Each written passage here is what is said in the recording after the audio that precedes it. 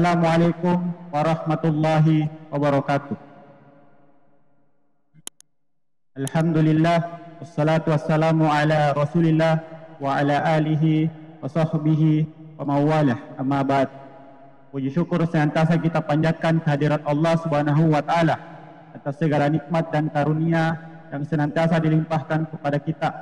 Salawat serta salam semoga tetap tercurah kepada junjungan kita, Nabi kita Muhammad sallallahu alaihi wasallam, serta kepada keluarga beliau, sahabat-sahabat beliau, serta mereka yang senantiasa istiqomah berjalan di bawah naungan sunnah beliau sampai hari kiamat kelak.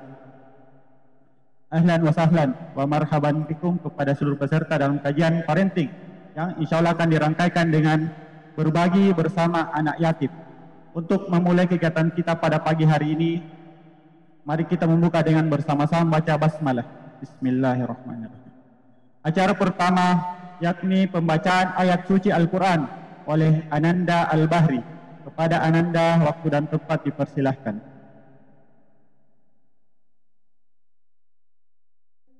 A'udzu billahi minasyaitonir rajim. Bismillahirrahmanirrahim. Wa la taqrabu malal yatimi illa billati hiya ahsan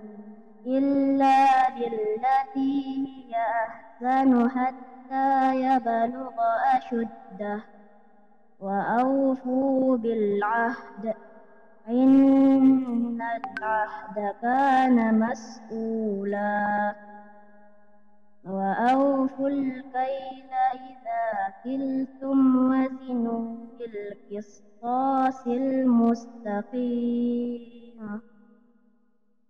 dzalika khairu wa ahsanu ta'wila wa la taqfu ma laysa laka bihi 'ilm inna as-sam'a wal basara wal fu'ada kullu ulaika kana 'anhu mas'ula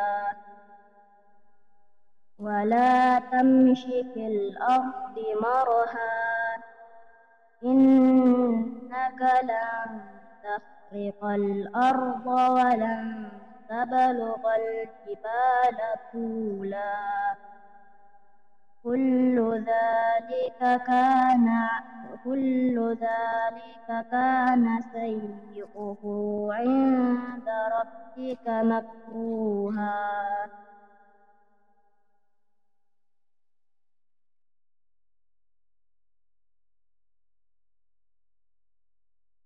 Sadaqallahul azim. Masya Allah, itulah tadi pembacaan Al-Quran dari Ananda kita. Mengucapkan syukron wa jazakumullahu khairan. Acara selanjutnya, sambutan.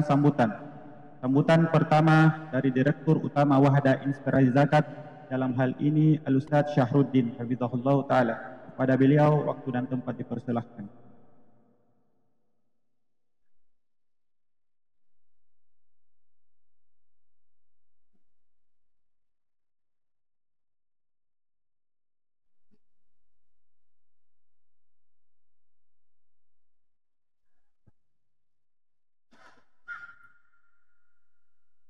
Bismillahirrahmanirrahim. Assalamualaikum warahmatullahi wabarakatuh.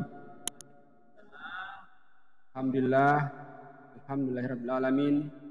Wassalatu wassalamu ala Rasulillah wa ala alihi wa ashabihi ajmain, amma ba'd. Yang kita hormati unsur dari pemerintah dalam hal ini Kelurahan Telok Baru, ya Pak ya. Kelurahan Panaikang. Dan selanjutnya Bapak Babing Kantipmas juga bertugas di Kelurahan Panaikang. Ya, kebetulan saya juga RT Pak di tempat saya. Selanjutnya narasumber acara kita kajian parenting Ustadz Askar Yaman yang saya sudah sama-sama kita saling kenal. Pengurus masjid mungkin yang sempat hadir, bapak-bapak, ibu-ibu, orang tua dari anak-anak kita ya dan saudara-saudaranya yang bersama dengan kita di acara pagi hari ini. Alhamdulillah senang sekali rasanya kita bisa bersua bertemu di acara pagi hari ini. Mudah-mudahan kita senantiasa mendapatkan keberkahan dari Allah Subhanahu wa taala. Kami dari Lembaga Zakat tentu sangat senang dengan acara-acara ini sebab ini adalah salah satu program di Lembaga Zakat yang memang salah satu program andalan ataukah program yang menjadi prioritas. Sebab Lembaga Zakat kita sebagai lembaga zakat resmi ya tentu wajib memiliki program-program yang relevan ataukah sangat menyentuh dengan aspek kebutuhan di masyarakat. Jadi kami walaupun Lembaga Zakat Nasional punya program sampai di tingkat nasional bahkan ke luar negeri ya, saat ini kita banyak fokus di Palestina ya, dan di beberapa tempat tentunya, tapi yang terdekat dari kantor kita juga tidak boleh kita abaikan. Apatah lagi kantor kita di sini, dan ini adalah kantor pusat Bapak Ibu sekalian. Jadi lembaga zakat ini adalah lembaga zakat tingkat nasional. Lembaga zakat nasional namanya Lasnas, ya, singkatannya Lasnas. Ya. Dia adalah lembaga zakat nasional pertama di luar Jawa. Jadi selama ini kalau ada bapak-bapak, ibu-ibu lihat ada lembaga-lembaga zakat di sekitar sini, itu biasanya adalah perwakilan dari Jawa. Nah, perwakilan Jawa. Tapi kalau WIS ini adalah pertama dan lahir di Makassar. Pertama lembaga zakat di luar Pulau Jawa, ya, yang level nasional. Nah, saya sebut level nasional sebab kami itu sekarang hadir di hampir di semua provinsi. Hampir di semua provinsi dan tinggal 2 provinsi lagi yang belum kita ada perwakilan di situ, di Papua. Tapi orang-orang kita insya Allah segera membuka di semua provinsi menjadi target kita. Ya. Nah, program berbagi bersama anak yatim adalah program yang menjadi mandat dari orang-orang yang kita sebut sebagai pendonor, ya, supaya lebih paham. Nah, atau kita sebut sebagai donatur. Jadi lembaga zakat itu fungsinya adalah dia maklar perantara kebaikan dari orang-orang tangan atas kepada orang-orang tangan bawah. Makanya logonya itu kayak logo menyambungkan, ya. Nah, sehingga kami adalah menjalankan amanat-amanat dari orang-orang yang punya mandat kepada kami untuk kami hantarkan kepada orang-orang yang memiliki kebutuhan. Nah, tentu program-program ini tidak bisa berjalan dengan sendirinya. Harus ada kerjasama, kolaborasi dengan berbagai pihak. Hari Rabu ini subuh kami ada kerjasama dengan Kapolrestabes, ya, peresmian sumur bor di Dayak dan akan diresmikan langsung oleh Bapak Kapolrestabes. Dan tentu kita juga banyak kerjasama. Nah, kalau di level nasional, ya kita kebanyakan di Kementerian MK, Kemenko PMK, termasuk di Kementerian Luar Negeri. Nah, ya Kementerian Luar Negeri dan tentu tidak lepas dari Kementerian Agama sebagai induk legalitas lembaga zakat. Jadi lembaga zakat itu adalah lembaga resmi dan diakui oleh negara dan tentu juga berhak untuk mengelola aspek-aspek kebermanfaatan di tingkat masyarakat. Nah, bagaimana program-program di Wahadah Zakat? Programnya sangat banyak. Ada namanya program yang penyaluran langsung saja. Kalau dibagi secara 2 garis besar itu, yang pertama, pokoknya penyalurkan saja. Yang penting orang dapat makan, dapat kebutuhan yang sifatnya mendesak. Nah, itu kita salurkan. Makanya kebanyakan ini kayak orang kena bencana, kebanjiran, gunung meletus, longsor, dan macam-macam. Ya. Nah, kemudian ada program kedua namanya program pemberdayaan. Program pemberdayaan ini kita harus tes orangnya, layak tidak dikasih bantuan, kasih modal. Nah, sebab kita berharap dia itu bisa bertumbuh. Bisa, misalnya dia punya keahlian ternak lele misalnya. Nah, dan dia punya pengalaman di situ. Nah, maka kita dorong apa kebutuhannya. Nah, kalau ternyata dia butuh modal, dia butuh pendampingan, kita kasih hal itu. Sehingga dua program ini, program Ceriti, program penyaluran langsung, dengan program pemberdayaan ini harus menjadi amanat bagi kami sebagai pengelola lembaga zakat. Ya. Dan itu adalah wujud pertanggungjawaban kepada donatur-donatur. Ya.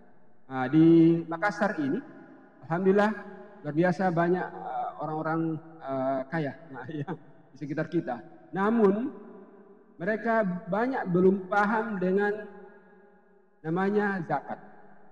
Zakat, bahwa orang-orang kalau memiliki harta sekian jumlahnya tersimpan selama kurun waktu, selamat datang Pak Bimas, silakan.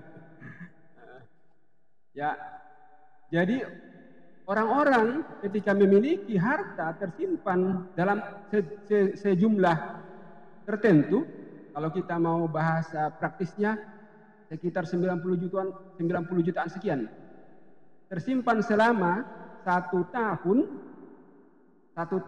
maka kena zakat. Nah, zakatnya berapa? Tidak banyak, 2,5%. Ya, 2,5%. Jadi itu yang wajib kena zakat. Nah, selain itu, alhamdulillah karena kita adalah orang-orang Muslim yang tahu dengan aspek-aspek infak, sedekah, kebaikan, maka alhamdulillah orang-orang Indonesia itu luar biasa kedermawanannya. Dan saya keliling di banyak tempat, sehingga banyak tumbuh orang-orang yang meminta-minta di jalan, membuat program-program penyaluran, ya, program-program himpun uang, padahal mereka mungkin belum memiliki aspek legalitas. Nah, aspek legalitas. Kenapa bisa ini tumbuh banyak di banyak kota-kota? Karena orang Indonesia itu gemar menyumbang. Nah, gemar menyumbang. Maka tidak salah kemudian Republik Indonesia ataukah warga Indonesia itu dianggap sebagai orang paling dermawan seluruh dunia. Ya, dari segi kedermawanannya. Kalau jumlahnya tentu mungkin banyak yang bisa bersaing, ya. Tapi segi kedermawanannya, ada survei mengatakan bahwa Indonesia itu adalah nomor 1 di dunia ini.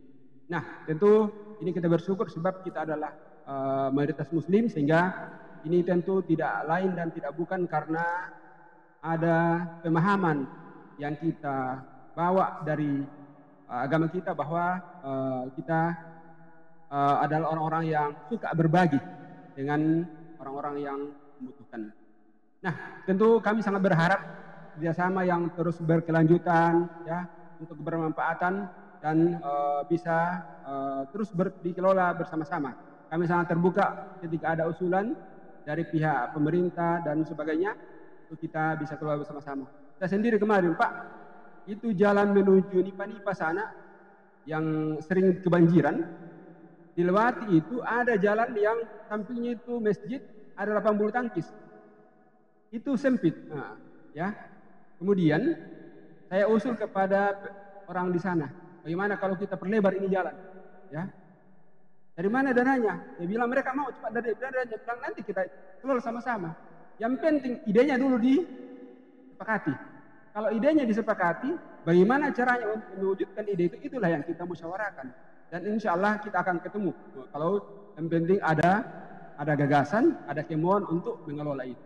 Sebab saya tuh sangat risih, sangat khawatir jalan sempit, terlalu banyak wheel track, dan sudah berapa banyak korban yang meninggal di daerah situ. Sehingga kalau kita tambah sedikit saja 1 meter itu bisa lebih lapang dan lebih lebih aman bagi pada pengendara-pengendara lalu lintas di situ. Mudah-mudahan ini bermanfaat. Kami sangat berterima kasih atas kehadiran Bapak-bapak Ibu sekalian di acara kita hari ini, dan berharap semoga dukungan dan kerjasama kita terus tingkatkan di hari-hari ke depan insyaallah. Demikian dari saya, syukran. Barakallahu fikum. Wassalamualaikum warahmatullahi wabarakatuh.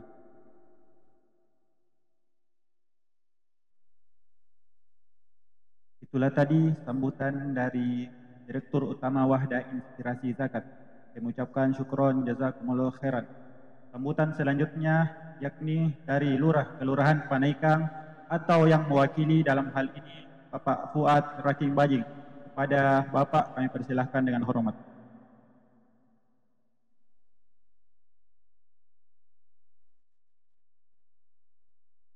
Bismillahirrahmanirrahim. Assalamualaikum warahmatullahi wabarakatuh. Alhamdulillahirabbil alamin. Salatu wassalamu ala asrafil anbiya'i wal mursalin wa ala alihi wa sahbihi ajmain. Terhormat Direktur Utama Wahda Inspirasi Zakat Ustadz Syahrudin C. Aso. Yang saya hormati Babin Kantipmas Kelurahan Panaikang serta Babinsa Kelurahan Panaikang, pengurus Masjid Ridhaullah, serta ibu-ibu dan adik-adikku, jamaah Masjid Ridhaullah, dan peserta kegiatan pada pagi hari ini. Alhamdulillah, pertama-tama saya mengajak kepada kita sekalian untuk memanjatkan puji dan syukur kehadirat Allah Subhanahu wa taala, Tuhan Yang Maha Esa. Karena berkat limpahan rahmat serta hidayahnya kita dapat berkumpul di tempat ini di Masjid Ridhaullah dalam rangka melaksanakan salah satu kegiatan yang luar biasa yang dilaksanakan di Kelurahan Panaikang. Salawat serta salam tak lupa kita haturkan kepada junjungan kita Nabi Allah, Nabi besar, Nabi Muhammad sallallahu alaihi wasallam. Semoga kita semua mendapat syafaat dari beliau sampai di yaumil akhir nanti. Amin amin ya rabbal alamin. Pertama-tama saya mewakili atas nama Kelurahan Panaikang mengucapkan terima kasih yang sebesar-besarnya kepada Wahda Inspirasi Zakat yang mana telah menyelenggarakan sebuah acara yang mana ini acara yang bagus untuk dilaksanakan di lingkungan masyarakat.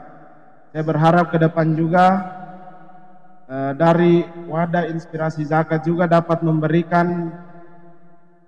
berkolaborasi dengan kami pihak kelurahan untuk dapat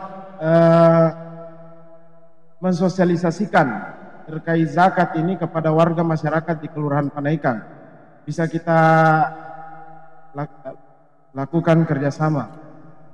Mungkin berikutnya yang ingin saya sampaikan kembali kepada Bapak Ibu sekalian, perlu saya informasikan bahwa menurut pengetahuan saya bahwa lembaga Wahda Inspirasi Zakat ini merupakan salah satu lembaga zakat yang mulai berdiri tahun 2002 di Kota Makassar dan mulai resmi di tahun 2019 berdasarkan surat keputusan Kementerian Agama nomor 115 tahun 2019.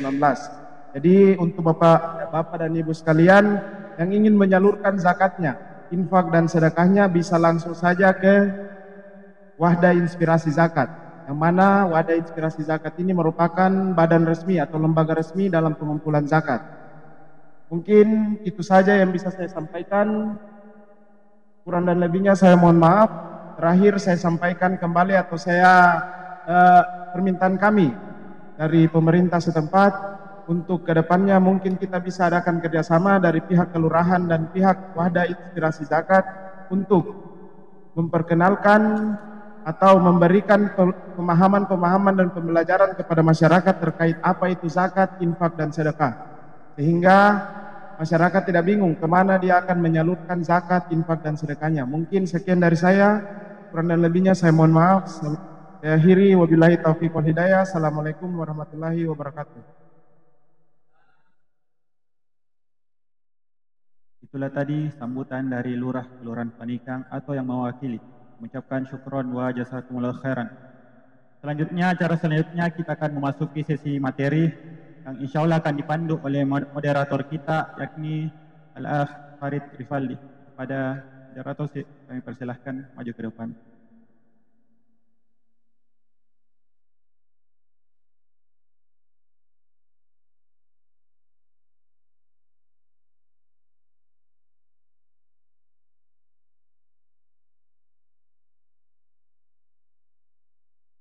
Bismillah. Assalamualaikum warahmatullahi wabarakatuh. Yang kami hormati Bapak Direktur Utama Wahda Inspirasi Zakat,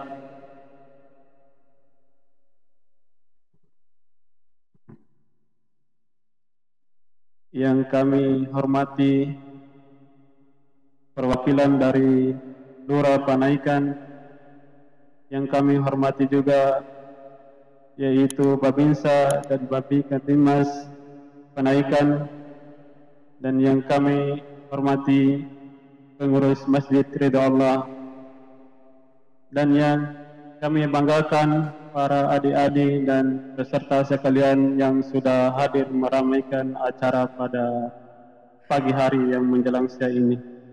Alhamdulillah, segala puji bagi Allah Subhanahu wa Ta'ala. Kita panjatkan atas kehadirat Allah Subhanahu wa Ta'ala sehingga pada pagi hari yang cerah ini kita masih bisa berkumpul di sini dalam rangka melaksanakan salah satu bagian-bagian penting dalam keislaman kita, yaitu menguatkan hati, jiwa, dan raga kita dalam keteguhan, kesungguhan dalam beribadah di agama yang kita cintai ini. Salam dan salam kita curahkan kepada junjungan kita Nabiullah Muhammad sallallahu alaihi wasallam. Semoga salawat dan salam tetap tercurah kepada keluarga, para sahabat, dan orang-orang yang senantiasa mengikuti sunnah Rasulullah sallallahu alaihi wasallam. Alhamdulillah, sebelum kita mengundang Ustaz kita, saya terlebih dahulu membacakan salah satu CV Ustaz kita, atau kita lebih kenal lagi Ustaz kita dengan mengenalnya. Beliau merupakan Dr. Askar Yaman, SPD MM MPD. Beliau lahir pada tanggal 25 bulan 8 1973. Adapun alamat Ustaz yaitu Jalan Tamalate, Setapak, nomor 235 Makassar. Adapun pendidikan Ustaz kita yaitu beliau menyelesaikan sekolah dasar di Impres Balang Bondong, Makassar pada tahun 1986 dan menyelesaikan sekolah menengah pertama di SMP Negeri Jogaya Makassar pada tahun 1989 dan menyelesaikan sekolah menengah atas pada tahun 1992 di SMA Negeri 2 Makassar. Beliau memiliki beberapa sekolah tinggi yang beliau selesaikan. Yang pertama yaitu D3 di Politeknik Unhas, mengambil jurusan Teknologi Pengolahan Hasil Perikanan, dan beliau selesai pada tahun 1909, dan beliau masuk yaitu 1992 dan menyelesaikan S1 di Universitas Muhammadiyah Makassar, mengambil jurusan Pendidikan Matematika pada tahun 2005, dan S2 di STIE PBM Jakarta Program Magister Pendidikan Manajemen Pendidikan pada tahun 2012, dan S2 juga di Universitas Islam Negeri Makassar, mengambil prodi Pendidikan Agama Islam pada tahun 2022, sekaligus S3 mengambil jurusan Dirasa Islamiyah, prodi Pendidikan dan Keguruan 2019. Adapun kesibukan atau pekerjaan beliau itu Ketua Yayasan Multidimensi Pembangunan Anak Bangsa, dosen Stikes Balik Diwa Makassar, mata kuliah Pendidikan Agama Islam, guru SMK Amin Makassar, dan guru SMK Negeri 1 Makassar. Adapun status Ustadz, yaitu beliau memiliki 4 orang anak dan 1 orang istri. Ada beberapa organisasi yang Ustadz kita gawangi. Yang pertama adalah Ketua Senat Mahasiswa Politeknik Unhas pada tahun 1993 sampai 1994. Direktur TPBAA Al-Arham pada tahun 1997 sampai 2002. Dan Kepala Sekolah SMA Wahda Islamiyah 2008, Kepala Sekolah SMK Dimensi Pembangunan 2012 sampai 2014. Dan ada lagi yang pengalaman-pengalaman lain yang tidak bisa kami sebut satu persatu. Alhamdulillah Ustadz kita sudah ada di tengah-tengah kita. Maka dari itu saya membuka sisi taklim kita ini ada 2 sesi. Yang pertama adalah Ustadz memaparkan materinya dan yang kedua adalah tanya jawab. Untuk mempersingkatkan waktu, saya persilakan kepada Ustadz untuk menyampaikan materinya dengan hormat.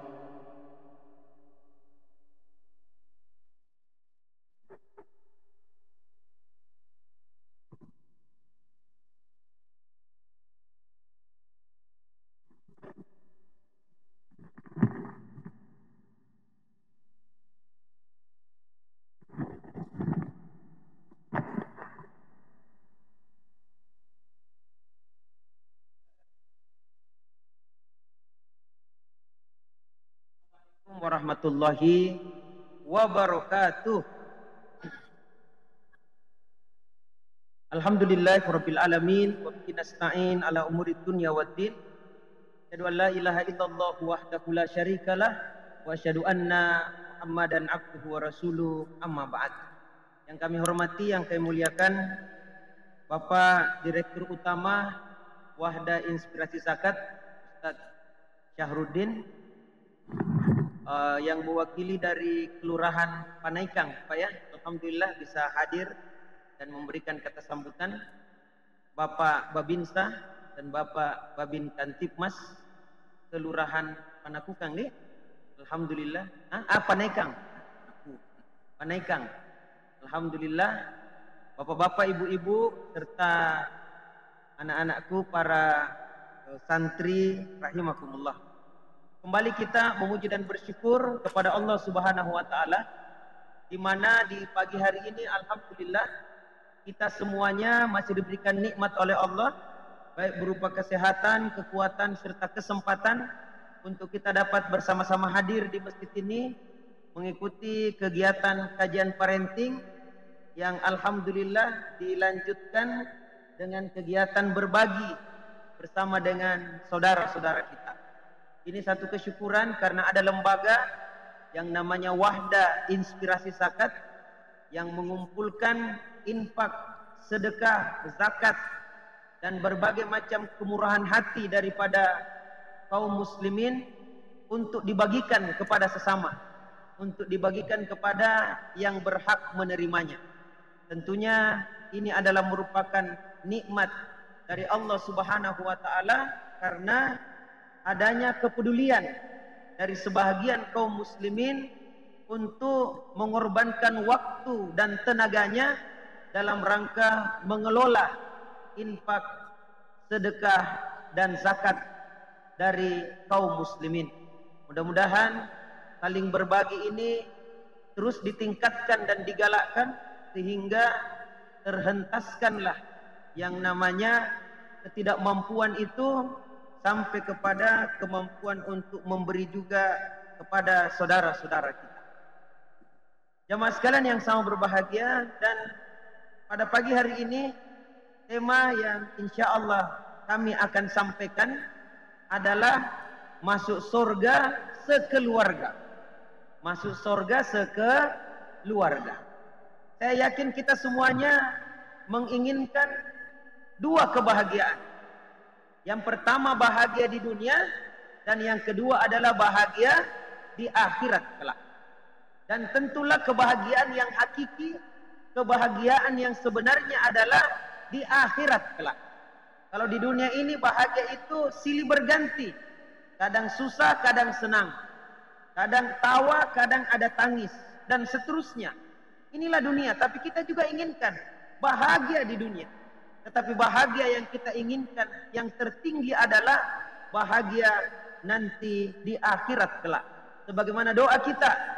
Rabbana atina fid dunya hasanah wa fil akhirati hasanah wa qina azabannar. Ya Allah, berikanlah kami kebahagiaan di dunia, kebahagiaan di akhirat, dan jauhkanlah kami dari azab api neraka.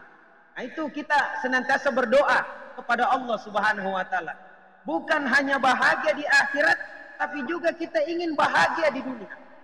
Kalau dalam ayat yang lain Allah berfirman, kullu nafsin za'iqatul maut wa innama tuwaffawna ujurakum yaumal qiyamah. Faman zuhziha 'anil nar wa udkhilal jannah faqad faz. Wa mal hayatud dunya illa mataul ghurur. Tiap-tiap yang bernyawa itu pasti mengalami kematian. Dan semua amal itu akan disempurnakan balasannya nanti di hari kiamat kelak. Maka barang siapa yang dijauhkan dari neraka dan dimasukkan ke dalam surga, itulah golongan orang yang beruntung. Sungguh kehidupan dunia ini hanyalah kesenangan yang menipu.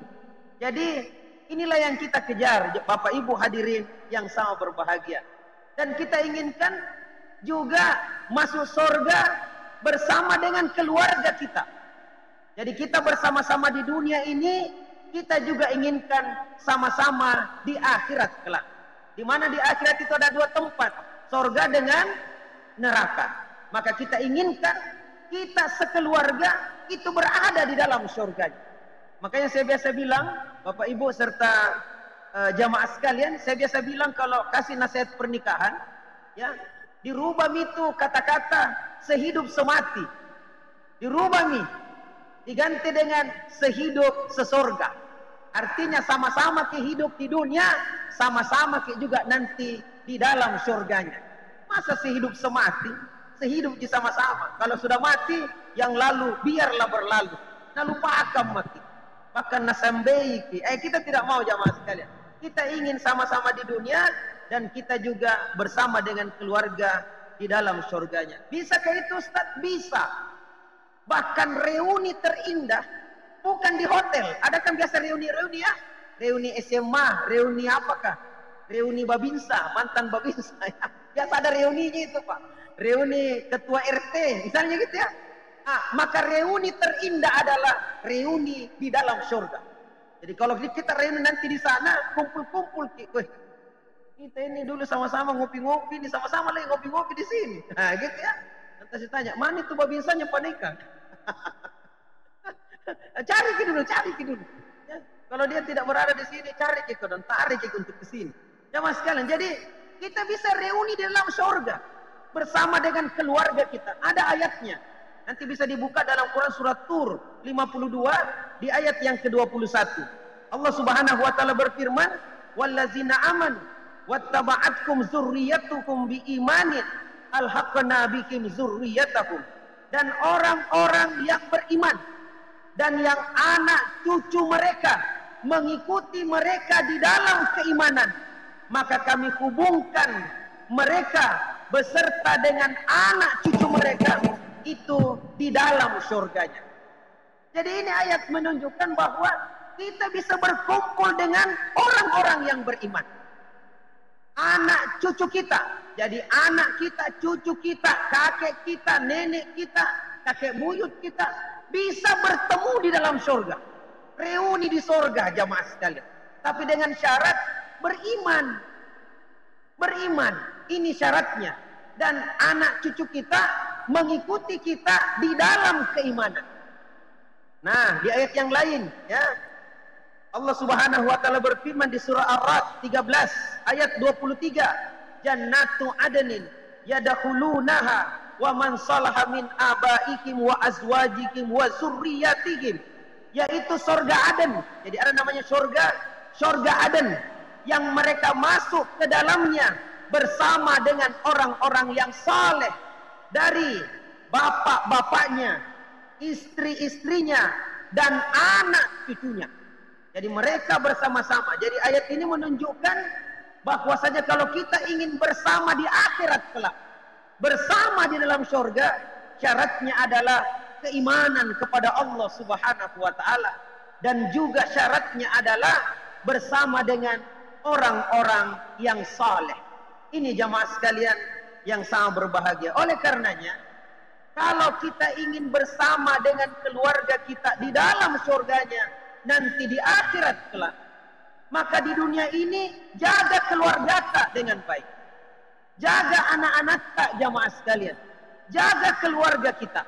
Dan ini masuk ke dalam visi kita dalam membina rumah tangga kita. Karena Bapak Ibu, saya minta maaf ya, banyak juga orang berumah tangga tidak tahu apa visinya. Visi itu pandangan yang jauh ke depan tentang harapan dan cita-cita, hendak kemana kita bawa ini. Ya, makanya saya biasa bilang, ini saya minta maaf, kalau ada orang lamar anak gadis tak, jangan dulu langsung terima. Tanya-tanya dulu. Kalau perlu fit and proper test. Tanya-tanya dulu. Ya, apakah sebenarnya tujuanmu menikah dengan anak saya? Bayangkan saya sudah pelihara anakku selama 24 tahun. Saya cukupkan sandang, pangan, papan. Bahkan saya berikan dia pendidikan yang bagus. Saya jaga kehormatannya. Saya jaga harkat dan martabatnya. Tiba-tiba engkau ingin mengambilnya. Tunggu dulu bro. Sabar. Ya. Jangan kau tiba-tiba mau ambil. Capek kau pelihara. Tiba-tiba kau mau ambil. Nah tidak ada investasimu selama ini. Tiba-tiba kau mau ambil. Tunggu dulu. Apakah tujuanmu menikah dengan anak saya? Untuk jadi gubernur saja Pak. Untuk menjadi wali kota. Bahkan untuk menjadi presiden. Harus ada visi misinya. Kan gitu ya. Visi misi. Dan kalau dia terpilih. Visi misi inilah yang akan dia jalankan. Selama 1 periode atau 5 tahun. Kalaupun mau lanjut periode berikutnya, maka dia harus punya visi yang baru. Atau melanjutkan visi sebelumnya. Tapi paling banyak 2 periode. Kan begitu. Tapi untuk jadi suami, kalau jadi gubernur begitu, sampai 2 periode presiden. Tapi kalau jadi suami, adakah periodenya Pak? Istri bilang, suamiku kok 1 periode mau? Karena tidak jelas sebelah visi misimu. Saya tidak tahu kau mau bawa kemana keluarga kita ini. Kalau 5 tahun ke depan cocok lanjut, kalau tidak bubar. Adakah begitu? Tidak ada. Yang ada adalah kalau kita sudah menikah, maka kita sudah berniat menua bersama. Kan gitu Pak ya? Menua bersama. Berarti visi menjadi seorang suami harus lebih hebat daripada gubernur. Nah, visi menjadi suami harus lebih hebat daripada wali kota. Kenapa? Karena akan panjang kebersamaan kita.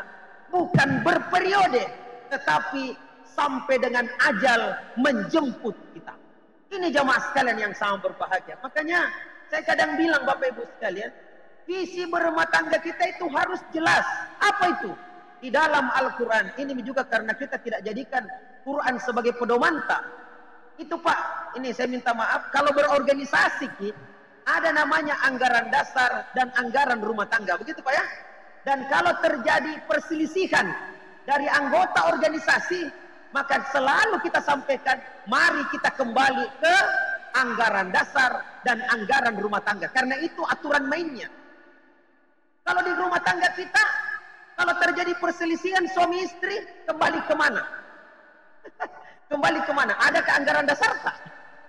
Ini yang banyak langsung bercerai karena tidak tahu mau lari kemana. Di mana patokan kita? Andaikan kita jadikan Quran sebagai patokan kita, pedoman kita, bahagia rumah tangga kita, jamaah sekalian.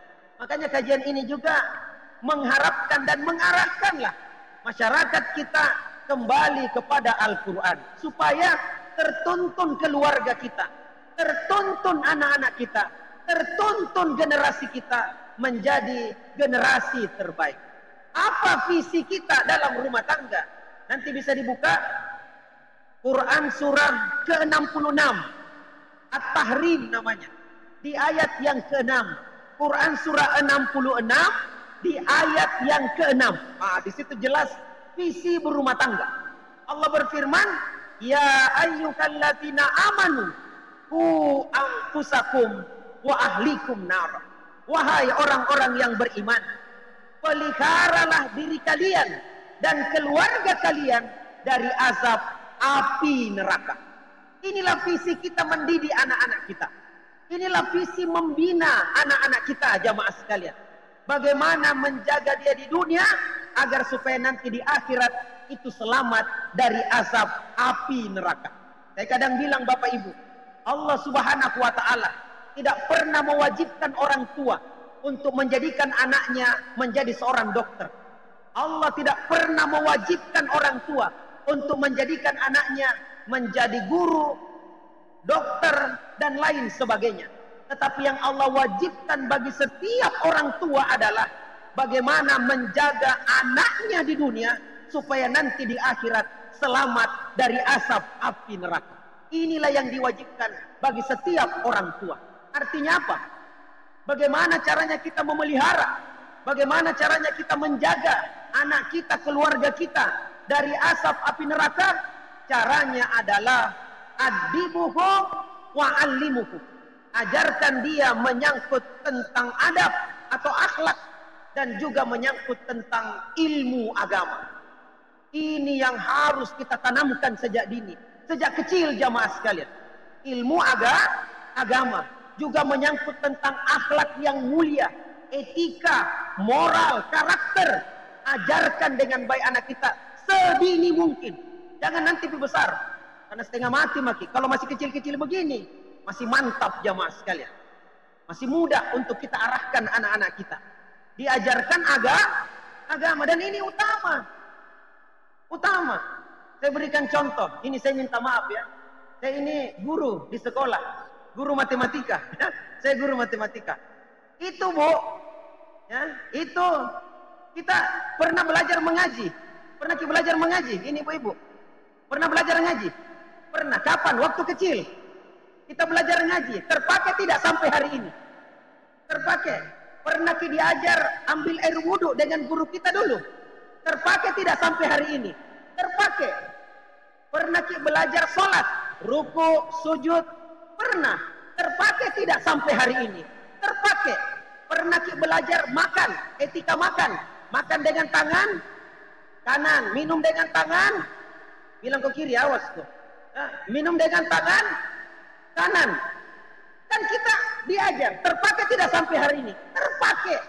Hampir semua ilmu agama, pelajaran agama yang diajarkan guru-guru kita dari waktu kita kecil sampai dengan hari ini terpakai sampai kita meninggal.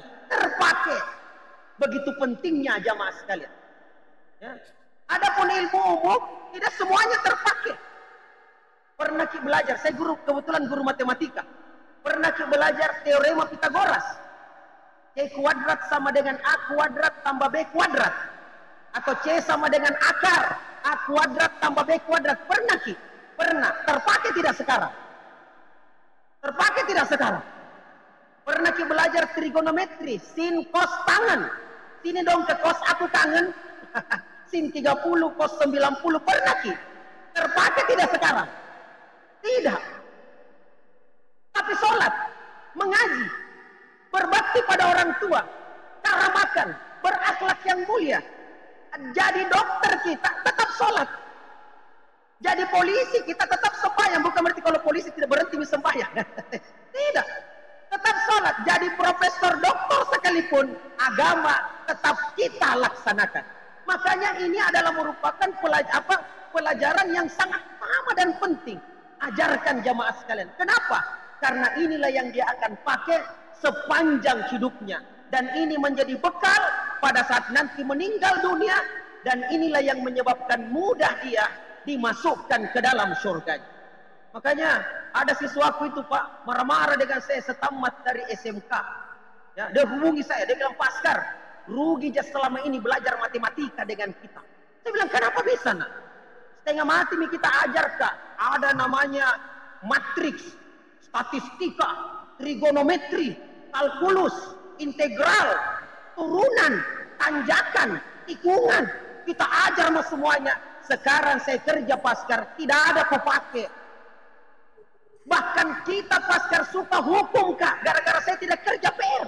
Nah tidak aku pakai sekarang. Saya bilang jangan kau emosi nak, saya juga korban. Karena ada di kurikulum terpaksa ku ajar kok. Kan begitu modelnya. Anak-anak, memang yang namanya ilmu umum tidak langsung kita dapatkan, tidak langsung kita rasakan. Beda dengan ilmu agama, langsung kita pakai. Kalau ilmu umum memang kita tidak langsung rasakan, tapi itulah yang menyebabkan kita mudah untuk berpikir, mudah untuk menganalisa, mudah untuk menahan emosi kita. Kenapa? Karena rentetan pelajaran yang kita pelajari menghantarkan kita menjadi orang-orang yang bijaksana. Tidak langsung kau dapat, memang tidak langsung. Ibu-ibu kalau lewat penjual sayur, Deng, berapa akar 2? Tidak ada itu. Akar 2. Berapa Deng sin 30? Tidak ada itu. Bahkan kita kan berapa kali dihukum Pak ya gara-gara tidak kerja PR matematika. Nah kita tidak pakai waktu kita jadi tentara, tidak ada. Kenapa ini? Tapi itulah yang menghantarkan kita untuk sampai sekarang. Tapi yang namanya ilmu agama memang langsung ilmu terapan. Makanya ajarkan sejak dini agama tersebut. Jadi jangan lewat. Makanya Rasulullah mengatakan, ajarkan anakmu sholat usia berapa?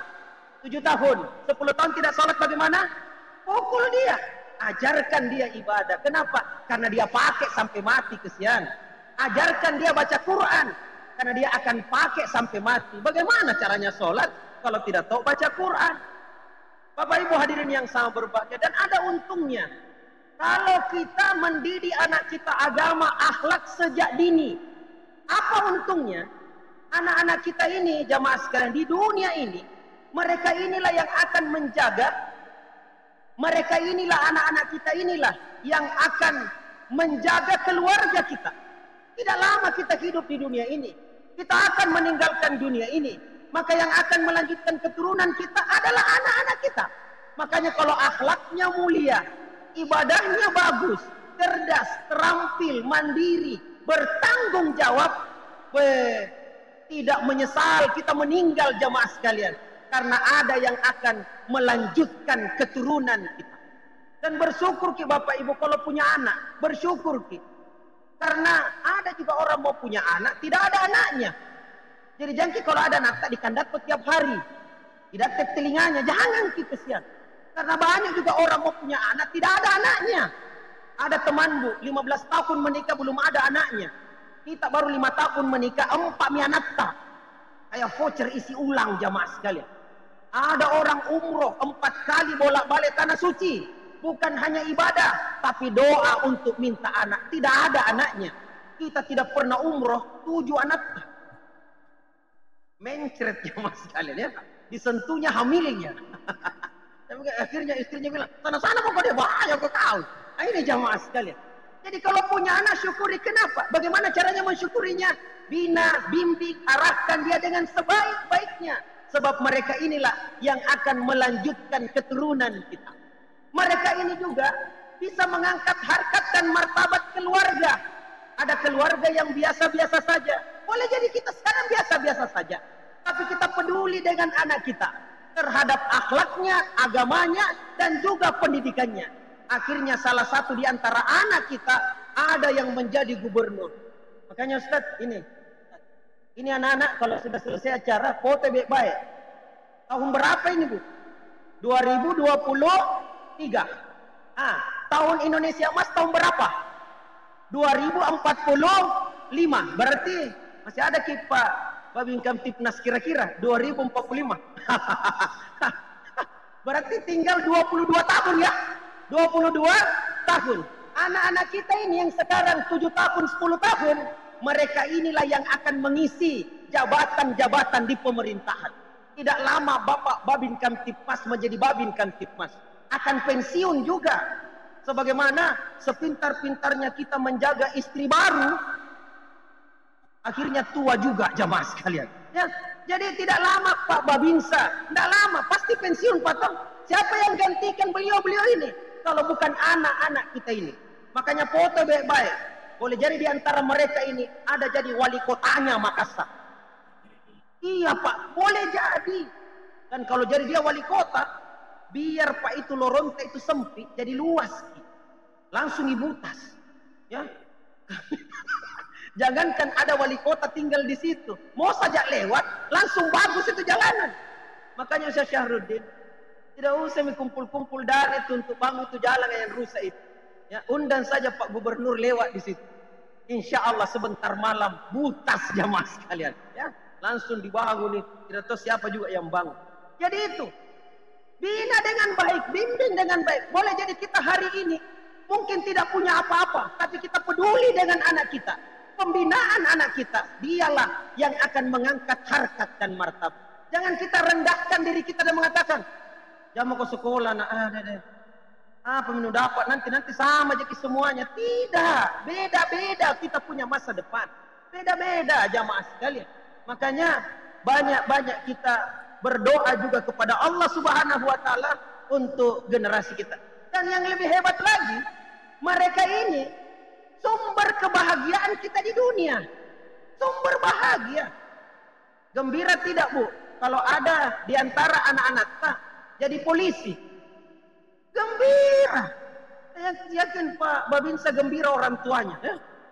Gembira tidak jadi TNI Polri anak kita. Gembira jadi dokter. Gembira. Jangankan jadi dokter, jadi guru, jadi dosen, jadi polisi, tentara. Ranking 1 saja anak tadi sekolah. Gembira kita. Bu, ini Bu rapornya anak tak ranking 1. Langsung kita bilang, siapa dulu dong mamanya. Padahal yang setengah mati belajar anaknya. Kan begitu. Tapi coba kalau 7 anak tak, 1 begal, 1 curanmor, 1 bandar narkoba, 1 minta maaf ini hamil di luar nikah, yang satunya DO dari kampus, yang SMA tukang bolos di sekolah. Itu kalau bolos anak tadi sekolah, siapa yang dipanggil?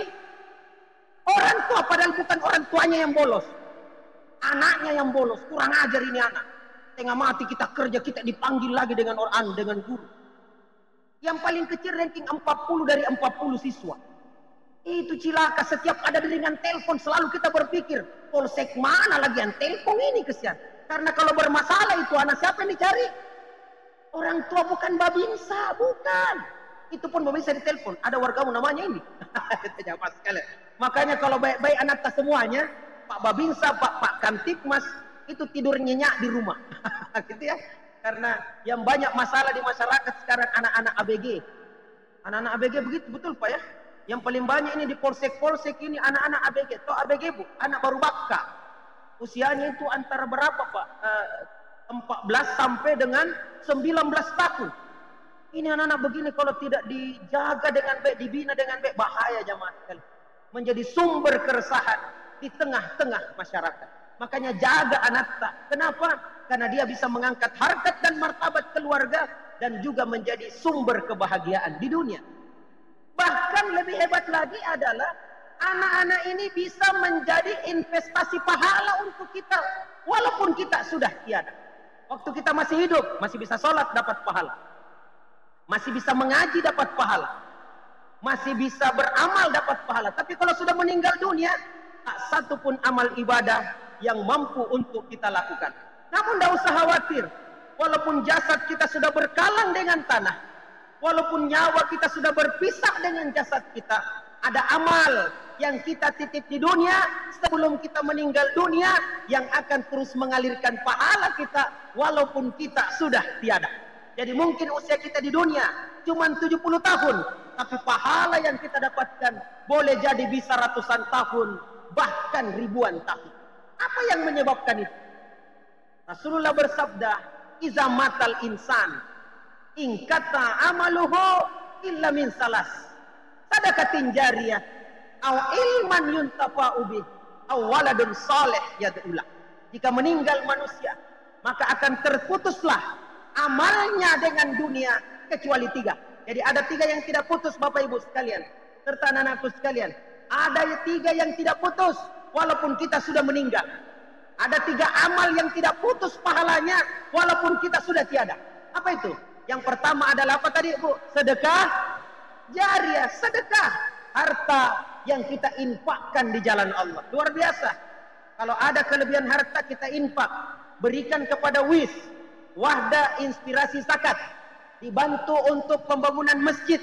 Masjid berdiri, orang yang sholat di masjid dapat pahala, kita yang menyumbang juga dapat pahala. Luar biasa. Yang kedua apa? Ilmu yang bermanfaat. Ini Pak Babinsa, Pak Kantipmas, kemudian pengurus masjid, Pak Lurah, keilmuannya dijaga masyarakat kita. Saya baru-baru Pak hari Kamis itu ceramah taklim duha di Polres namanya kalau kabupaten, Polres Takalar. Saya ceramah di situ taklim duha. Saya bilang apa? Saya hampir tiap hari berdoa kepada Allah, ya Allah, ini di musim-musim politik, jadikan ya Allah para polisi kita, TNI kita sehat-sehat semuanya, untuk bisa dijaga masyarakat kita ini supaya aman, tentram, damai. Karena kalau damai, enak sembahyang di masjid ridha Allah, enak. Kalau damai, enak kerja cari nafkah. Kalau damai, enak anak-anak kita belajar mengaji, belajar di sekolah. Kalau damai. Tapi kalau ricuh, kalau rusuh, jangankan untuk kerja, untuk ibadah saja setengah mati kita lakukan. Makanya saya selalu berdoa, ya Allah berikan kesehatan ya Allah kepada para TNI, Polri, juga dengan keluarganya untuk dapat menjaga ini keberadaan kita, kebersamaan kita, kedamaian bangsa dan negara Indonesia. Itu kalau ada nih polisi, tentara, amam itu keadaan. Amam nih, jangankan ada orangnya. Jangankan ada orangnya, motornya saja amam itu. Motornya amam nih. Ya, itu setengah mati Pak lalu lintas ya. Dari pagi sampai siang panas-panas. Akhirnya dia bilang, ya, istirahat juga dulu deh. Nah simpah motornya di situ. Nah simpah motornya tidak berani tuh lewat yang tidak pakai helm. Pas lihat, mati meja. Ada polisi balik, baru motornya itu, belum orangnya jamaah sekali. Syukurnya yang datang ke sini bukan motornya, langsung orangnya. Ya, jadi amam ini acara jamaah sekalian, amam nih. Ya, kalau ada macam-macam, itu masyarakat berkelahi apa semuanya. Kalau satu saja datang Babinsa, amam itu. Langsung masyarakat bilang, alhamdulillah ada nih polisi, amam nih. Begitu modelnya. Kenapa? Karena mereka inilah yang menjaga lewat ilmunya, lewat pengetahuannya. Coba kalau masyarakat biasa yang jaga, bahaya Pak. Salah ikat. Ya, salah ikat. Kalau jadi gara-gara diikat mati tuh orang. Apa namanya ikat? Lehernya. Itu modelnya. Banyak sekali geraknya. Tapi kalau polisi enak, cukup dengan dua ininya saja, dua jempolnya diikat, tidak bisa berkutik, tidak bisa lari kemana-mana karena ilmunya. Kalau bukan ilmunya bahaya jamaah sekalian. Oleh karenanya, mari anak-anak inilah yang akan. Dan yang ketiga adalah anak soleh yang senantiasa mendoakan orang tua. Kalau anak sholat dapat pahala, orang tua dapat pahala. Anak ngaji dapat pahala, orang tua dapat pahala. Makanya semangat ki, ajak anak tapi mengaji. Mengaji kau nak, mamanya kenapa tidak mengaji? Jangan mau kutanya mama nak. Kau mengaji mau, ya, dalam hati tak, supaya kalau kau mengaji dapat tonga pahala. Tapi pula mama tidak pernah saya lihat mengaji. Iyo nak tidak tahu kak mengaji. Mari ku ajar ki mama. Atau mari kita ke WIS karena ada programnya apa? Programnya itu Ustaz, pemberantasan buta aksara Al-Quran ya, dengan metode apa namanya? Metode dirasah yang cukup 20 kali pertemuan bisa kita mengaji. Ini jamaah sekalian, luar biasa. Dan hebatnya, makanya ada doa begini, wa aslih li fi zurriyati, ya Allah berikanlah kebaikan kepadaku dan alirkan pula kebaikan itu kepada anak cucuku. Artinya apa? Artinya apa jamaah sekalian? Kalaulah orang tua kita sudah berhasil mendidik kita untuk bisa kita mandiri seperti sekarang ini, untuk rajin ibadah seperti sekarang ini, untuk bisa kita berumah tangga seperti sekarang ini, maka pertanyaan besarnya adalah, mampukah kita juga mendidik anak-anak kita ini untuk lebih hebat daripada kita, untuk lebih taat ibadah kepada Allah daripada kita. Inilah zaman kita, inilah masa kita, menghantarkan mereka untuk jauh lebih sukses daripada kita. Dan hebatnya, ini jamaah sekalian, hebatnya anak yang kita bina ini, didik ini, mengaji dapat pahala, kita dapat pahala. Sholat dapat pahala, kita dapat pahala. Setelah besar, dewasa, menikah, punya lagi anak. Apa namanya Bu? Kalau anak tak menikah, baru punya anak. Cucu kita dibina lagi dengan baik oleh anak kita. Akhirnya dia rajin taat ibadah. Dapat pahala, kembali pahalanya kepada orang tuanya, kembali pahalanya kepada kakek dan neneknya. Jamaah sekalian, cucu kita setelah besar dewasa, menikah, punya lagi anak, apa namanya? Cucu kita punya anak, apa namanya? Cicit. Dibina lagi dengan baik oleh cucu kita, cicit kita ini. Akhirnya dia rajin taat ibadah, dapat pahala, kembali kepada orang tuanya, kembali kepada kakek neneknya, kembali kepada kakek nenek kulantunya. Jamaah sekalian, cicit kita setelah besar dewasa, menikah, punya lagi anak, apa namanya? Apa namanya, Bu? Cicit kita punya lagi anak. Kita kehilangan bahasa. Jamaah sekalian, tidak ada lagi di kamus namanya. Tetapi jangan khawatir, kita tidak akan pernah kehilangan pahala. Ya, anak daripada cicit kita rajin taat ibadah, kembali kepada orang tuanya, kakek neneknya, kakek nenek kulantunya, kakek nenek kulantunya, kulantu. Jamaah sekalian, jadi mungkin kita di dunia cuma 70 tahun, tapi pahala yang kita dapatkan bisa ratusan tahun, bahkan ribuan tahun. Siapa yang menyebabkan itu? Keturunan kita inilah yang senantiasa menjaga kebaikan-kebaikan tersebut. Makanya Nabi Ibrahim berdoa kepada Allah, bukan hanya untuk dirinya, tapi juga untuk keturunannya. Apa doanya?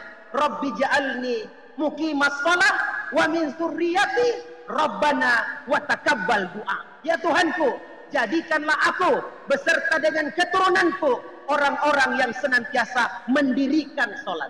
Jadi jangan hanya kita doakan anak kita, tapi kita doakan juga keturunan kita. Kenapa? Karena mereka inilah yang akan melanjutkan pahala kepada kita, walaupun kita sudah tiada. Saya tanya ke Bu, siapa yang masih tahu namanya neneknya Nenetta? Ada tahu namanya? Neneknya Nenetta, bahkan kuburannya di mana? Tidak ada nih. Padahal beliau itulah mungkin yang membelikan tanah kita untuk kita hidup sekarang. Di atas tanah itu dibangunkan rumah. Tetapi tidak usah khawatir, walaupun kita sudah tidak tahu namanya, siapa dia, pahala kita akan terus mengalir kepadanya. Istilahnya jejak DNA. Ya, DNA keturunan Pak ya. Kan biasa gitu ya, DNA keturunan. Itu akan senantiasa terjaga dengan baik. Bapak Ibu hadirin yang sangat berbahagia, luar biasa ini anak-anak kita. Maka jaga dia, bimbing dia, arahkan dia untuk menjadi generasi terbaik. Maka di sini saya ingin menyebutkan apa upaya yang perlu untuk kita lakukan agar supaya kita sekeluarga bisa berada di dalam surganya. Ini ada empat jamaah sekalian yang penting untuk kita lakukan.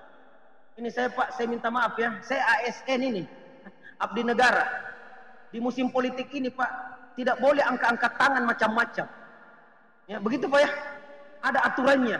Ya, tidak boleh angkat begini begitu ya. Makanya saya hati-hati dengan tangan saya sekarang. Jangan sampai Pak Babinsa potret ya diupload di Facebook, mati saya besok ya. Dipecat saya. Tidak boleh begini, tidak boleh begitu. Yang boleh hanya begini Pak. Makanya waktu saya khutbah lucu. Saya bilang, jamaah sekalian, ada 3 hal yang penting kita lakukan. Yang pertama, kedua, ketiga. Susah Pak ini musim politik sekarang. Sama dengan Pak Babin saya, tidak boleh macam-macam tangan Pak. Jadi kalau nanti foto kita sebentar, kita enak Pak Direktur Wis. Lihat sebentar tangannya, lihat sebentar tangannya. Lihat nih, tidak berani. Jempol pun tidak berani. Jempol pun tidak berani. Yang berani hanya begini saja Pak ya. Hanya begini. Salam presisi. Makanya syukurnya 4 ini Pak, 4 bukan 3 ya, apalagi 2, apalagi 1, 4 ini. Upaya mewujudkan supaya kita sekeluarga di dalam surga. Apa itu? Yang pertama adalah komitmen. Yang kedua adalah kerjasama. Yang ketiga adalah pengorbanan. Dan yang keempat adalah kesabaran. Jadi 4 ini upaya yang kita lakukan untuk mendidik generasi kita supaya kita bisa sekeluarga di surga. Yang pertama adalah komitmen. Harus ada komitmen dalam diri kita untuk menghantarkan anak-anak kita menjadi generasi terbaik. Komitmen. Ya. Dan ingat, tanggung jawab membina anak itu tanggung jawab mutlak orang tua. Karena nanti di akhirat yang dimintai pertanggungjawaban adalah orang tua. Adapun guru di sekolah hanya sekedar membantu saja orang tua. Makanya jangan juga kita jadikan sekolah atau tempat pendidikan sebagai segala-galanya, tidak. Dia hanya sekedar membantu. Adapun beban tanggung jawabnya ada pada orang tua. Jadi kalau komitmen untuk membina anak luar biasa. Ya. Bapak Ibu, memang beda ya dulu dengan sekarang cara membina orang tua. Sekarang Ustaz, kalau nakal anaknya, ribu anaknya, reseh anaknya, menangis anaknya, apa dilakukan ibu-ibu? Sini kok, ambil mini. Sana kok, main mini tuh HP. Yang kau ribu anak-anak langsung lagi. Nah. Dulu Bu saya, dengan yang segenerasi dengan saya bapak-bapak ini, kalau kita menangis dulu Bu, semakin kencang menangis semakin kencang pukulannya. Bahkan orang tua bilang, tambahin lagi. Menangis kok, kasih menangis lagi. Pernah lihat itu pemukul apa? Pemukul kasur. Pernah lihat pemukul kasur? Itu nanukan bekas-bekas di sini. Semakin menangis, semakin kencang pukulannya. Sekarang anak-anak menangis, baru terlihat manyun mulutnya. Ini nak ambil. Sana kok. Jadi bagaimana tidak? Makanya generasi dulu itu generasi kuat. Sekarang generasi lembek. Baru ditegur guru di sekolah sudah bilang, "Mama, jemput kak mama. Saya kena mental. Nanu kak guruku mama. Nak mama sekolah. Ini ngasem. Coba lihat kita. Ya. Mengaji di masjid. Menangis.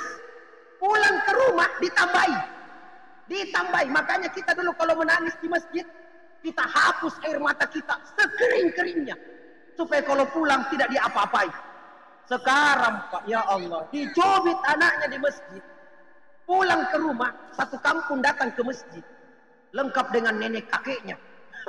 Ini mau bisa Babin Kamtipnas banyak menghadapi. Saya pernah jadi kepala sekolah lucu Pak. Berkelahi anak-anak, Saya kalau berkelahi anak-anak itu saya sangat jaga jangan sampai dia lolos keluar dari sekolah. Saya jaga itu Pak. Sebab kapan lolos keluar? Tiba-tiba dua-dua ini lolos keluar. Nah panggil keluarganya. 2 kampung datang. Kami ini ke sekolah. Saya bilang kenapa? Dia bilang apa kepala sekolah? Ya nui anakku, cucuku. Iya, masa berapa orang saja perwakilan. Yang lain tenang di luar.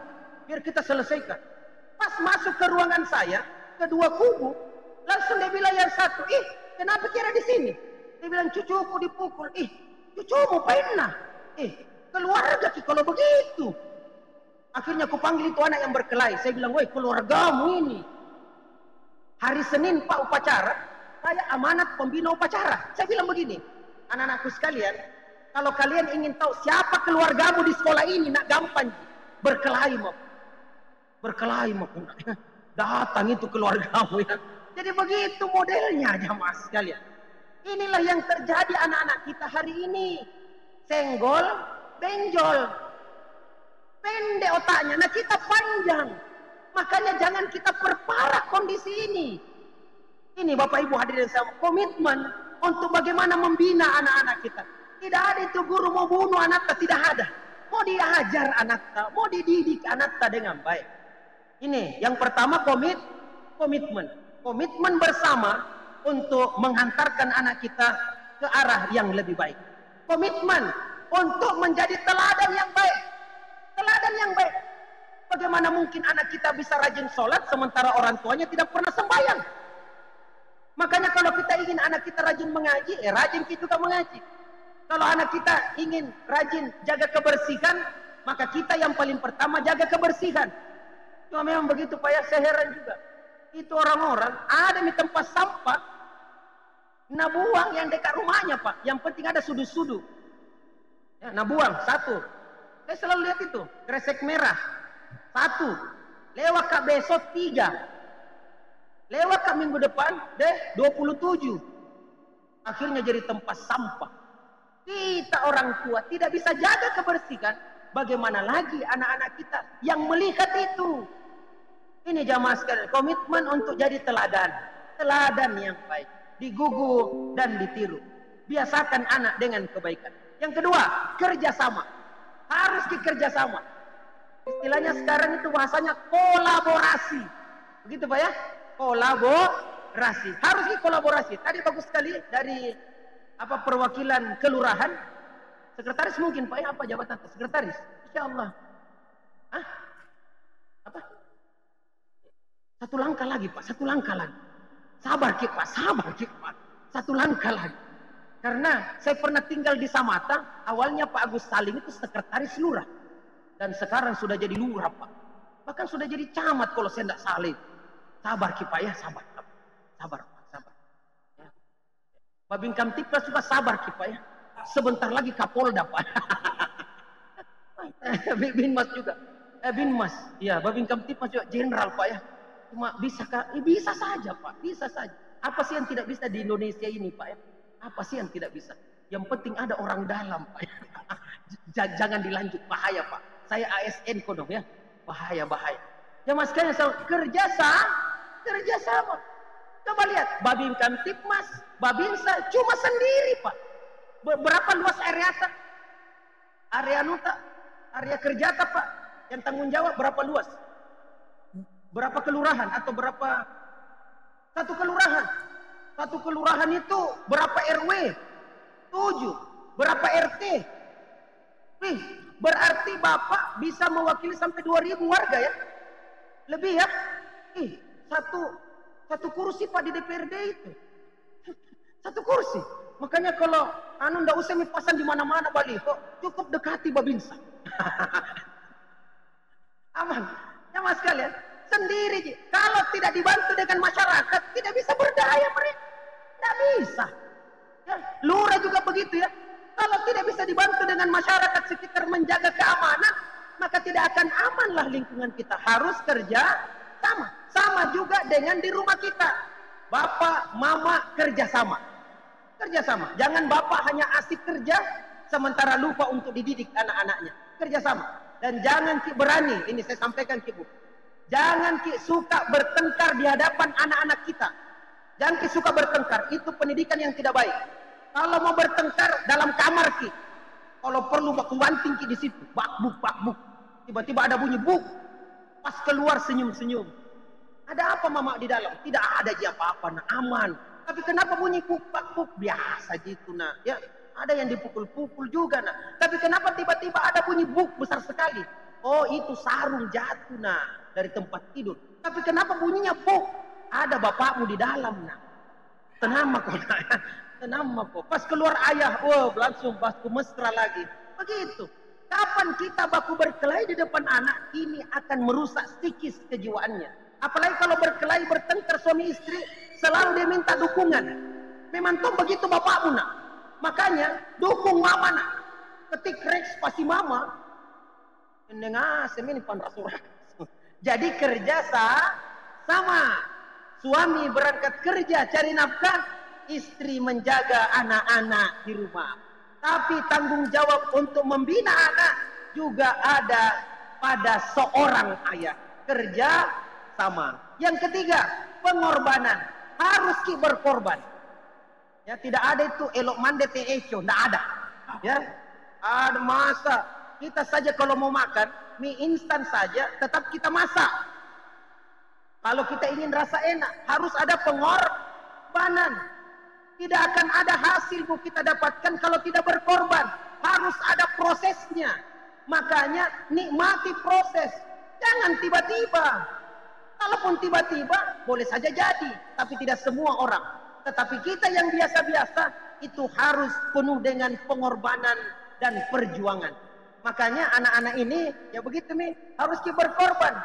Bayangkan kita ceramah di sini, dengarkan dengan baik, ya main.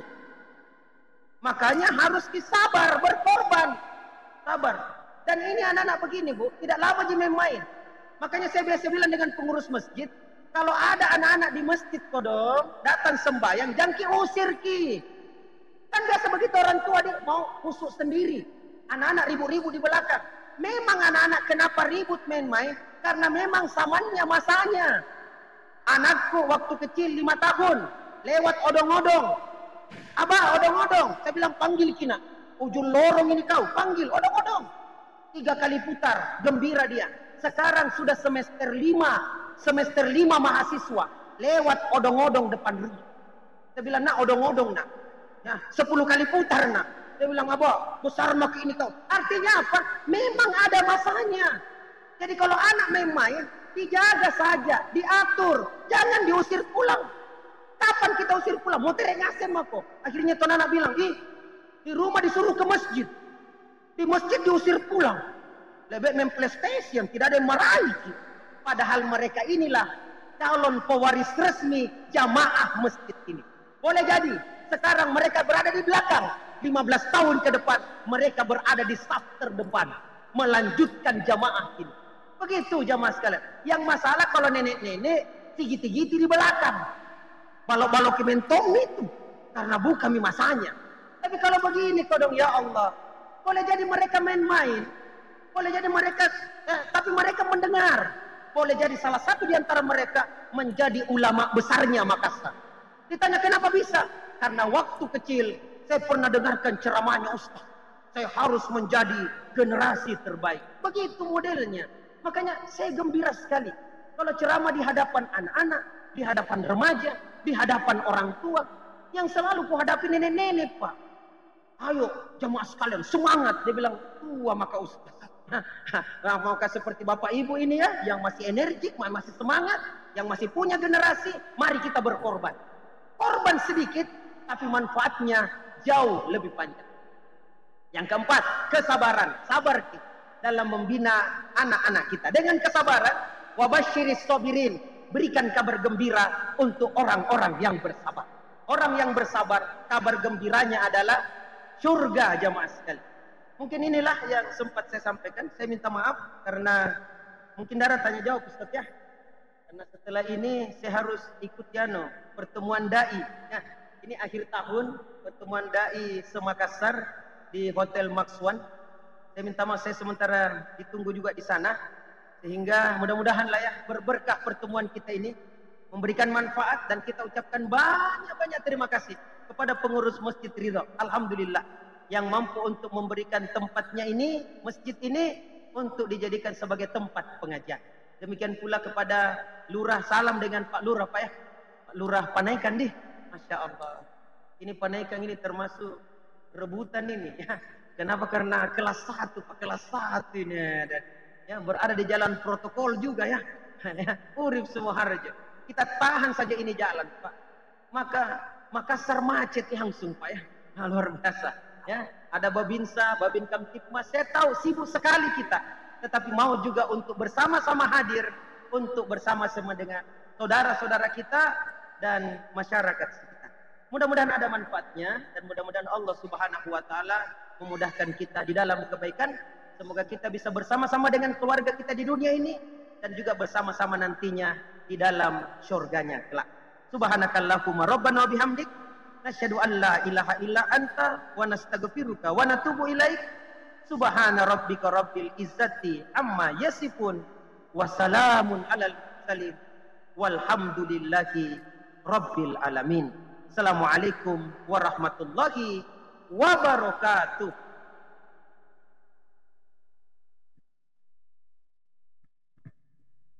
Ya, syukron kepada Ustadz yang telah memaparkan materinya.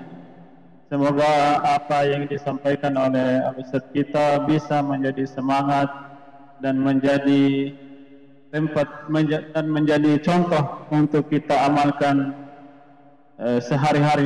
Ada beberapa yang bisa kami simpulkan dalam penyampaian Ustadz. Yang pertama, kita harus menjadikan surga sebagai visi dan misi kehidupan kita, dan ADRT ataupun yang menjadi pedoman kita adalah Al-Quran.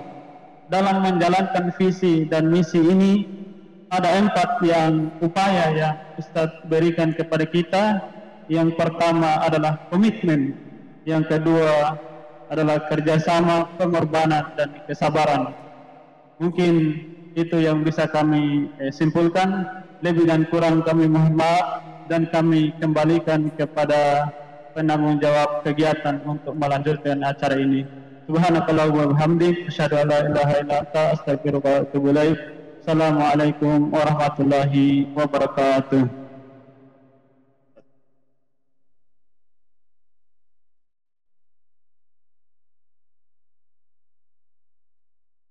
Ya, syukron atas kesempatannya.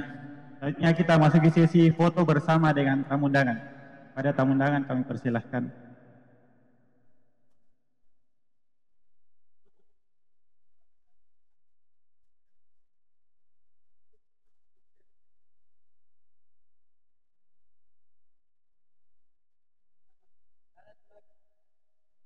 Ayo kepada adik-adik, silahkan foto bersama dulu.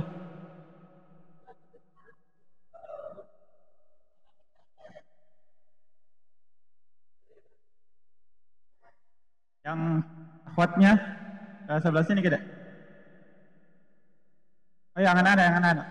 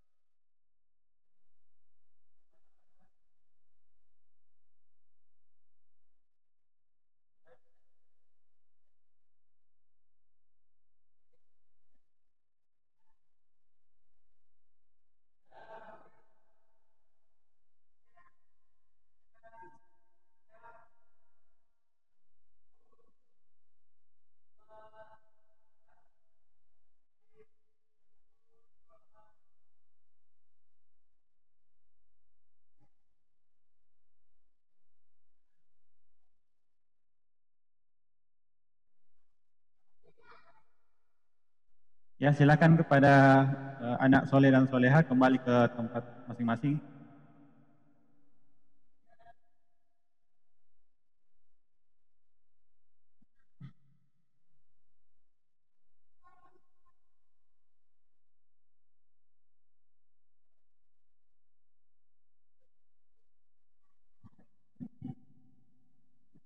Acara selanjutnya kita memasuki sesi serah terima dan berbagi bersama anak yatim. Ya, kami persilahkan untuk kami panggil kepada 5 perwakilan dari adik-adik untuk maju untuk sesi serah terimanya. Silahkan. Nah, mungkin panitia diarahkan anak-anaknya.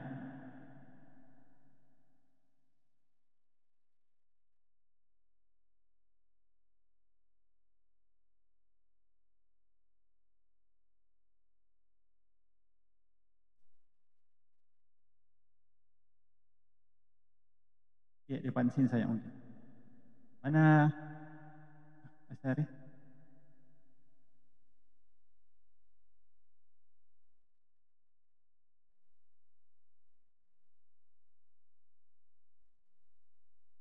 Mas Hari. Ustaz Ashari, afwan. Ya, berapa empat? Mungkin dari akhwat juga 2 orang ya. Kita 3 ya, 3. Silahkan dek. Dari akhwat maju perwakilan ya, perwakilan. Untuk perwakilan 3 orang ya. Silahkan, ini mungkin di depan mau maju dek.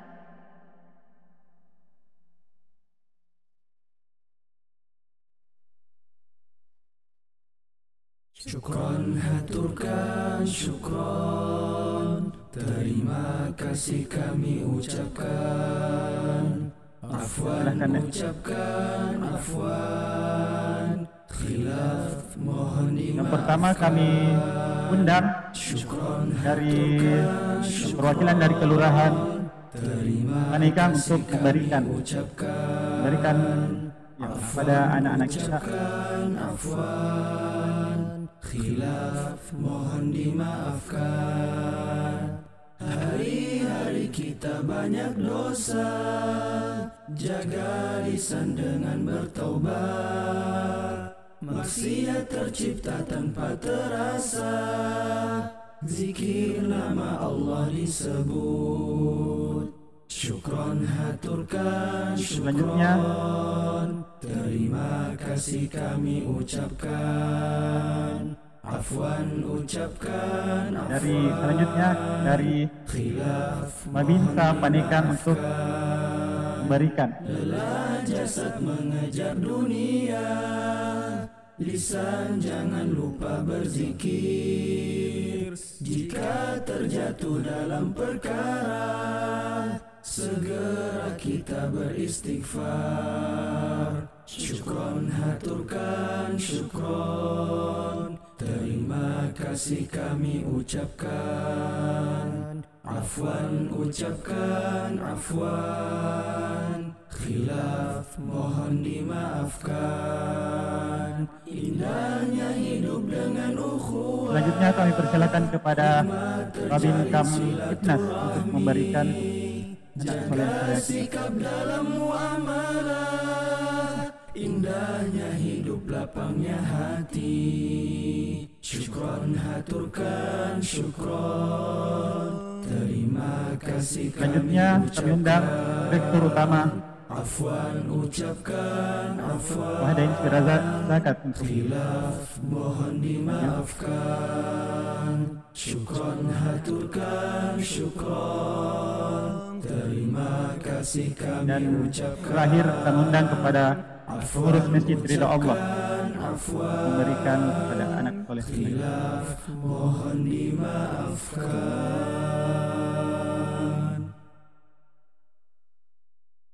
Jalan kami, jalan perjuangan. Ya, kami harapkan anak soleh saya tetap di tempat karena foto bersama. Jalan hidup kami hanya dengan Al-Quran. Jadikan Rasulullah teladan.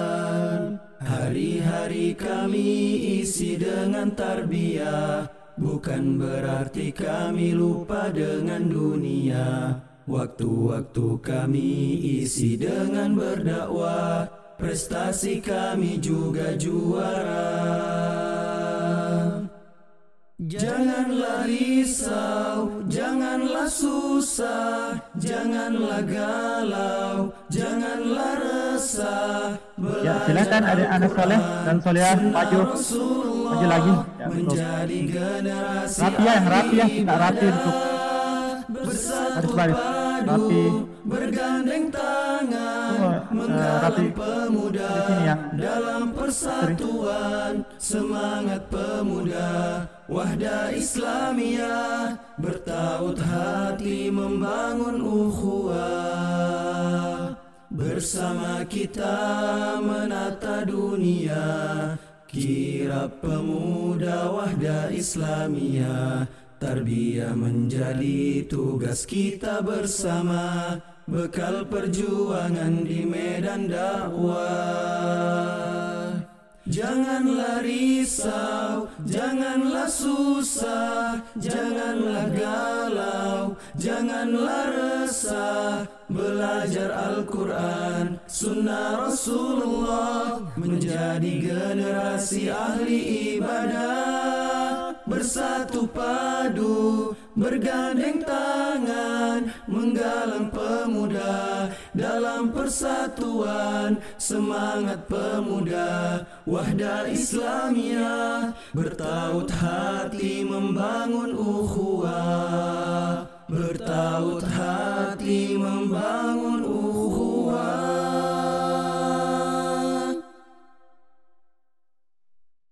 Jangan takut, jangan bimbang, janganlah putus asa untuk maju, untuk berjuang demi Islam yang jaya. Ku tak takut, ku tak bimbang, ku takkan putus asa, karena Allah bersamaku dan juga kita semua. Perjuangan bukan malu, bukanlah hura-hura. Perjuangan untuk maju demi Islam yang jaya. Ku tak takut, ku tak bimbang, ku takkan putus asa, karena Allah bersamaku dan juga kita semua. Marilah bersama bersama di Wahdah Islamiyah. Silakan yang ingin berfoto dengan juga terbiah. Marilah bersama ada yang sebelah sana agak ke tengah. Sini di belakang sini ada. Ya, jangan terlalu jauh di sini. Ayo mari kita bersemangat, ayo kita jangan bermalasan, ayo raih cita-cita kita dengan ridho ilahi. Ayo mari kita bersemangat, ayo kita jangan bermalasan, ayo raih cita-cita kita dengan ridho ilahi. Marilah bersama di Wahdah Islamiyah, ilmu amal dakwah dan juga terbiah. Marilah bersama di Wahdah Islamiyah. Dua baris, akhwat dua baris. Al-Quran dan yang Sunnah tinggi di belakang. jadi pedoman kita. Ayo mari kita bersemangat, ayo kita jangan bermalasan, ayo raih cita-cita kita dengan ridho ilahi. Ayo mari kita bersemangat, ayo kita jangan bermalasan, ayo raih cita-cita kita dengan ridho ilahi. Jangan takut, jangan bimbang, janganlah putus asa. Gelora jiwa membara, menapaki jalan kebenaran, bersatu pada asa yang kokoh, perjuangan yang dibalut cinta ilahi. Meski raga diterpa badai, jiwa diguncang tipu muslihat, takkan surut pada jalan kebenaran untuk menggapai ridho Sang Khalik. Mari bersama satukan tekad, gemakan takbir, seruan semangat. Mari bersama satukan tekad, gemakan takbir, seruan semangat. Allahu Akbar, Allahu Akbar, Allahu Akbar, Allahu Akbar, Allahu Akbar, Allahu Akbar. Jangan kendorkan tali persatuan, bakti dan setia untuk Indonesia tercinta. Songsong masa depan yang cerah, bersama nurani yang suci. Jangan biarkan syiar Islam padam hingga Allah memanggilmu, wahai pejuang. Afwan disampaikan kepada seluruh anak-anak soleh dan soleha, jangan dulu pulang ya, karena masih ada nasi dos yang akan kita bagikan. Sebelum kita menutup kegiatan ini, kami ucapkan banyak-banyak terima kasih kepada seluruh tamu undangan yang hadir pada kegiatan kita pagi hari ini, dan kepada anak soleh dan soleha yang hadir pada pagi hari ini. Marilah kita menutup kegiatan kita dengan bersama-sama membaca doa kafaratul majelis. Subhanakallahumma wa bihamdik, asyhadu an la ilaha illa anta, astaghfiruka wa atubu ilaik. Assalamualaikum warahmatullahi wabarakatuh.